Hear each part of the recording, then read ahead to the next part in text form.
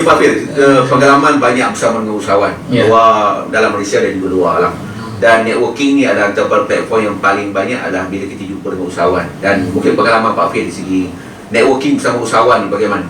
Ya, justru semenjak tahun 2015 saya rasa yang hadir ke program BSQ ini semakin ramai itu dari golongan usahawan. Karena kan usahawan ini memang keinginan untuk belajar itu sangat kuat gitu. Sanggup untuk invest masa dia, invest pelaburan uang dia untuk belajar.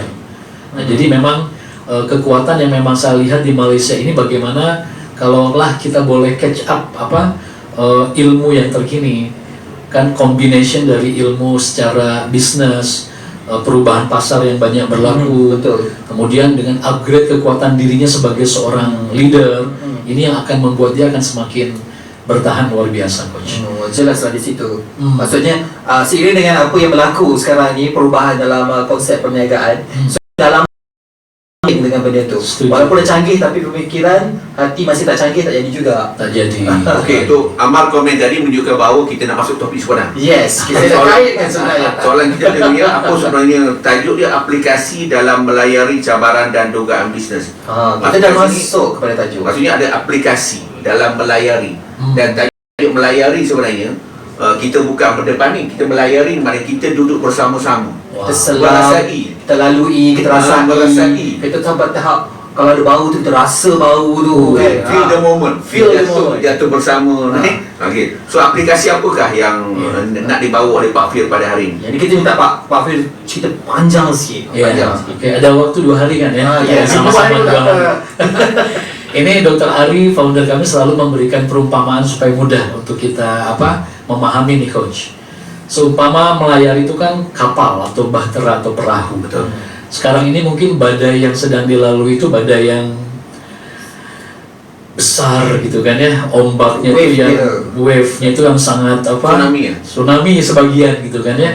Nah, artinya kan kita nak kapal kita ini kan boleh survive, kita boleh sampai ke destinasi. Karena sebagian mungkin ada yang terhuyung-hayang, ada yang sebagian sudah seolah-olah pecah kapalnya, pecah sampai karam gitu kan ya.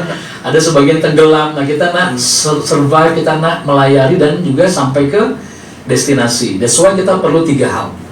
Yang pertama itu kita perlukan yang namanya sauh. Sauh ini kan sesuatu yang boleh membuat kita ada pegangan. Karena kalau tak ada pegangan, tak ada hal yang membuat kita kuat, maka kita akan terus terhuyung-hayang mengikuti gelombang yang mungkin akan menenggelamkan kita. Nah, apakah sauh itu? Nanti diterangkan. Macam cerita Titanic ni. Jadi Titanic. Dia macam kalau salah dia juga, sebab kalau dah tahu kapal tu pecah, dia tak turunkan sauh sebab tu dia patah. Dia terus saja usaha, tapi dia tak kuat sauhnya. Nah, itu yang pertama, setuju Titanic ya.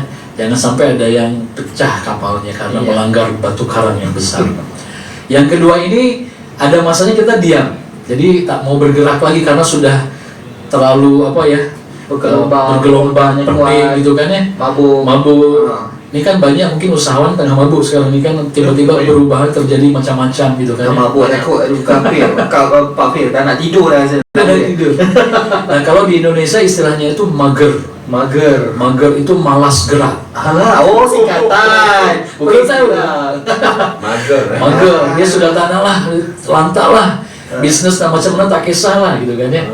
That's why Anda perlu yang kedua, yaitu propeller. Anda perlu kipas. Sesuatu yang boleh menggerakkan perahu Anda. Pertama tadi sauh, kedua itu perlu kipas. Kipas untuk menggerakkan kita. Karena kalau hanya diam saja memang tak akan kemana kan ya. Nah, itu yang kedua. Sesuatu yang membuat kita boleh bergerak, melayari saja perjalanan. Besar lagi bahteranya, besar lagi kipasnya. Harus makin kuat. Nah, yang ketiga ini penting, sangat luar biasa. Karena mungkin kita sudah tersesat. Anda perlu kompasnya. Jadi hala tuju kita mau kemana? Bisnis ini mau dibawa kemana? Kalau ada lagu itu, mau dibawa kemana hubungan kita. Ini karena di jam tengah ini mungkinnya studio, jadi macam nak bernyanyi. Jam dia tahu kita bikin romantis. Itu je. Kan? Tapi Jadi itu bisnis itu mau dibawa kemana sebetulnya? objektifnya kena jelas. Kompasnya masih tetap ke arah yang sama atau sudah mulai rusak kompasnya ini? Oke. Maksudnya kompas itu tak perlu diubah-ubah kalau udah Kita perlu pegang dan kita perlu jelas. Karena keadaan sekarang ini kan mungkin orang sudah harusnya ke utara tapi dia malah tersesat ke barat, ke timur. Tapi kalau kita ambil sikit twist sikit, Pak Firid minta maaf kompasnya halu tujunya ke destinasi A contoh. Ya. Dengan gelombang sekarang, situasi sekarang, pertukaran zaman sekarang daripada kedai fizikal kepada kedai bukan fizikal. Yeah. Adakah kompas tu boleh dilaraskan kepada A kepada B sedikit, mungkin kepada tak sampai 360 darjah kan? Yeah. Adakah ianya relevan? Yeah. Lakukan begitu. Artinya kita perlu paham kan ini kenapa kita perlu sedikit buat manuver perubahan untuk adjust keadaan gitu kan ya. Tapi the real kompas, the real destinasi, pegangan utama dia. tujuannya itu mau kemana? Nah itu yang saya yakin percaya sebagian yang sudah di coaching oleh BBMU sangat paham apa tujuan dari untuk kita bangsa bisnis ini. Lain macam bangsa bisnis nih. Saya salah pakai ini topi sepatunya kan juga jadi bangsa juga ya. Nah, jadi itu yang pentingnya kompas nih coach. Jadi 3 perkara ini kan satu hal yang saya yakin boleh kita relate dengan mudah. Maksudnya ketiga-tiga ini adalah tools ya. Kita ada saw, kita ada kipas, kita ada kompas. Yes. So ini baru fizikalnya. Dia masuk 3 dalam satu aplikasi atau 3 aplikasi kena ada? Kita perlu miliki ketiga-tiganya dan kita perlu gunakan ketiga-tiganya. Okey. Ada masanya, inilah masa yang tepat untuk saw kita kita lepaskan dulu supaya kita boleh ada berpaut boleh berpegang tidak sampai terhuyung-hayang. Ada masanya this is the time untuk kita maju bergerak. Kuatkan kipasnya. Kuatkan kipasnya, leader dan juga tim kita. Dan yang ketiga, ini yang tak boleh setiap orang lepaskan. Kompas. Kompas kita mau kemana? Tapi tadi kan kalau kita tengok, ya coach kita nampak ketiga-tiga item ni, kita pula bertanya, seronok pula jadi ya. Ketiga-tiganya adalah tools, perkara. Dia tak, adakah perlu berkaitan dengan mentalnya ataupun mentalnya lah. Yeah. Kena perlu seorang juru saw yang juru pandu yang hebat. Perlu penumpang-penumpang yang positif. Adakah ianya berkaitan? Jadi nampak 3 tu tools. Betul. Kau belum masuk channel. Saya yakin Cik Ahmad pun sudah tahu jawabannya atau pertanyaan dia sendiri. Ini harus menjadi satu package yang setiap orang ada peranannya dan perlu melakukan apa yang menjadi peranan dalam perniagaannya untuk dia lakukan sendiri. Tapi yang pasti setiap orang perlu clear masing-masing. Kalau bicara syarikat kita, apa syarikat kita ini yang menjadi kompas kita? Syarikat kita ini apa yang boleh menggerakkan kita bersama-sama? Nah ini yang kita kalau boleh nak masuk nih, Bang Amar, Coach Lukman, Dr. Ari ini kan sentiasa ingin membuat kita mudah paham gitu kan ya. Kita mulai dari kompas dulu lah mungkin. Kompas kan terkait dengan what is our vision and mission. Nah jadi kalau bicara tentang hala tuju kita, setiap orang pasti ada nih. Kalau Anda sebagai founder, kalau Anda sebagai leader dari syarikat, apa yang menjadi hala tuju Anda? Nah yang kami nak ingatkan ada 3. Yang pertama ini yang short termnya apa? Yang kedua yang mid termnya apa? Yang ketiga ini long termnya apa? Apa ya? Nampak berpikir mendalam semuanya. Apa ya? Ini mungkin sesuatu yang kena duduk diam sebentar gitu kan ya, kena ambil masa sebentar. Tarik nafas dulu. Ibarat mau pergi ke Johor, ke Terengganu kan kalau naik highway itu perlu ke R&R sebentar. Kena isi minyak dulu sebentar. Rehat dan rawat. Kena rehat rawat dulu. Promosi apa? Ini ada ke sponsorship dari. Nah, jadi ini penting karena kalau kita tidak ambil masa untuk clear kembali apakah long term kita, apakah mid term kita, apakah short term kita, ini yang membuat kita ramai jadi lupa pada tujuan. Bagaimana pengalaman coach menghadapi usahawan di luar sana tentang hala tuju ini coach? Ya betul lah macam Pak Fir kata dia memang hala tuju ni paling utama. Kan? Vision, mission statement. Niat kita. Vision, mission. Yang tu ramai orang usahawan di luar sana kadang-kadang dia boleh jatuh, dia tak boleh bangkit sebab vision dia tak clear. Dan mungkin kita boleh kaitkan dengan apa yang pihak ASQ bersama dengan Pak Fir pengalaman dalam bidang training ni kan. Mungkin kita boleh kongsi sikit pengalaman berjumpa dengan yang paling ingat lah yang datang. Sebab saya yakin yang datang ni mungkin kita kalau sebut pasal objektif tadi kan, kalau kita kaitkan balik dengan apa yang Pak Fir cakap tadi tu, kapal. Okey, mungkin sekarang dia tak ada kapal, dia ada sampan. Dia dengan pengayuh sahaja. Mungkin sampai ke satu destinasi, dia dah upgrade mungkin kepada ferry sikit kan. Mungkin lepas tu kepada satu kapal bahtera yang besar. Kan? Mungkin yang datang ni dengan Pak Fir ni kategori yang macam mana? Adakah kategori yang dia dah ada base dalam bisnes ataupun dia baru nak aku ada ni, aku modal pun tak ada. Bagaimana karakter-karakternya? Sebab saya ada pengalaman kawan, dia pergi ke satu tempat ni, coaching juga, sanggup jual motor. Dapatkan ilmu tu. Alhamdulillah saya pengalaman selama di Malaysia ini boleh berkongsi melalui training. Ini dihadiri oleh pelbagai sebetulnya, dari yang foundernya, termasuk dengan tim leadernya. Kalau dia ada sistem agent itu dengan agent, dengan stokis, dan sampai ke level yang paling bawah.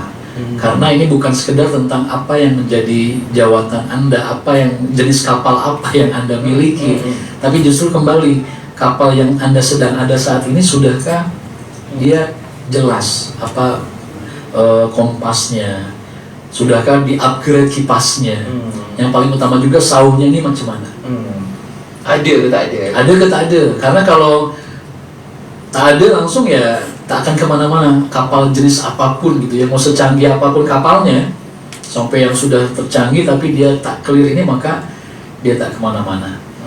Nah, jadi kalau tadi kompas nih coach kan tentang hala tuju.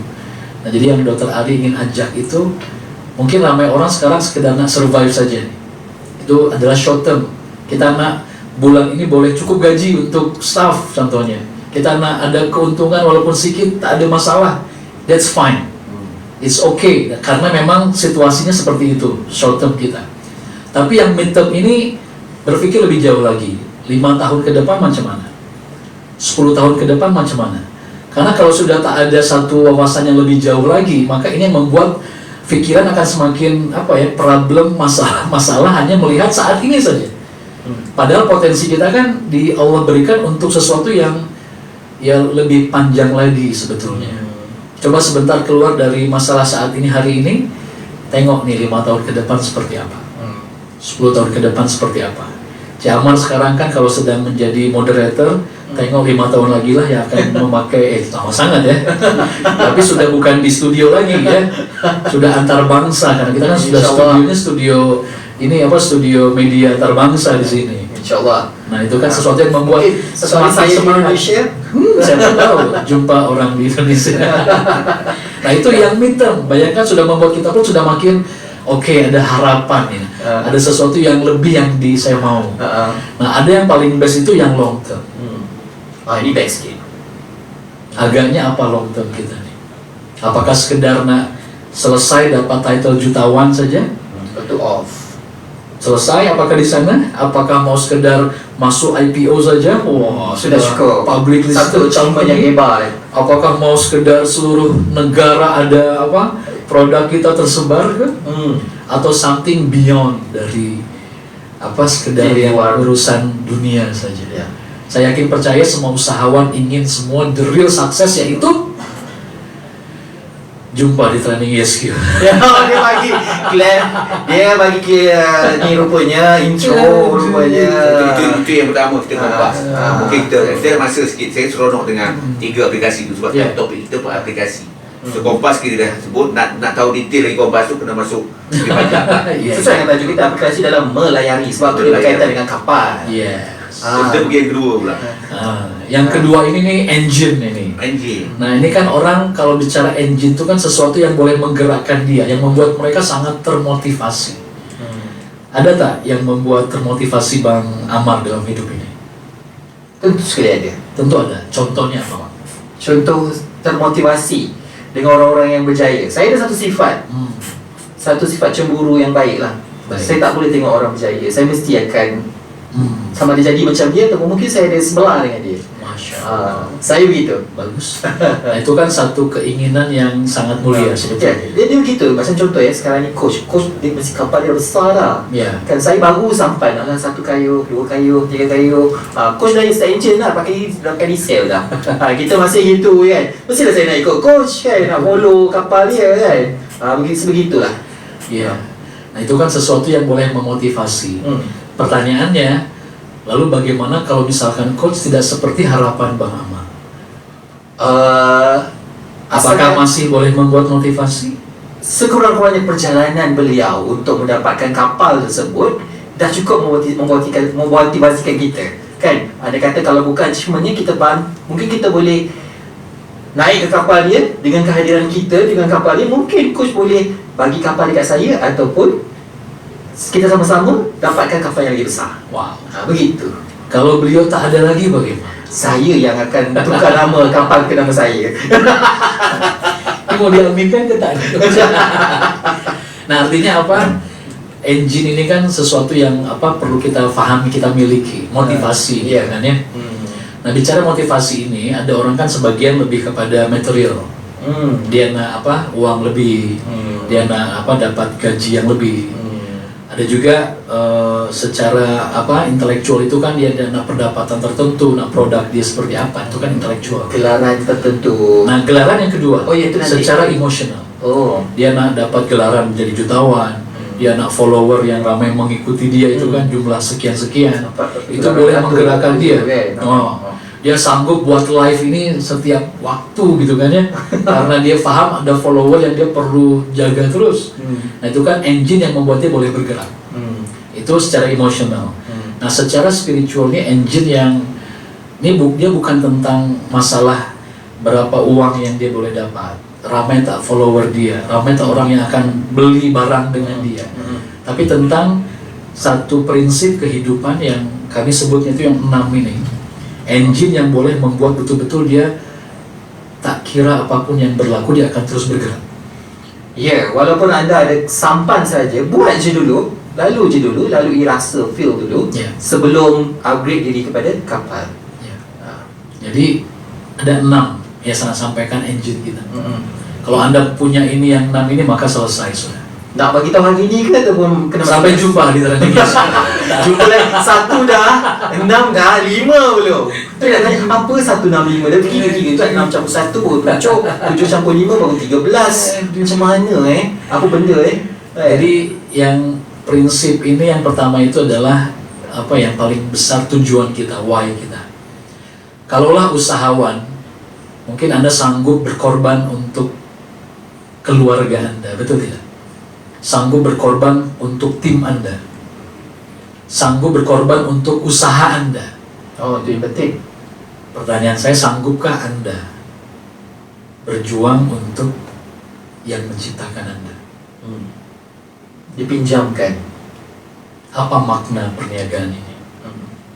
Yang memberikan rezeki itu siapa? Yang membuka peluang Anda jadi usahawan mengikuti baginda Rasulullah itu siapa? Ya. Oh, ini udah mulai meremang. Ya, rasa dia.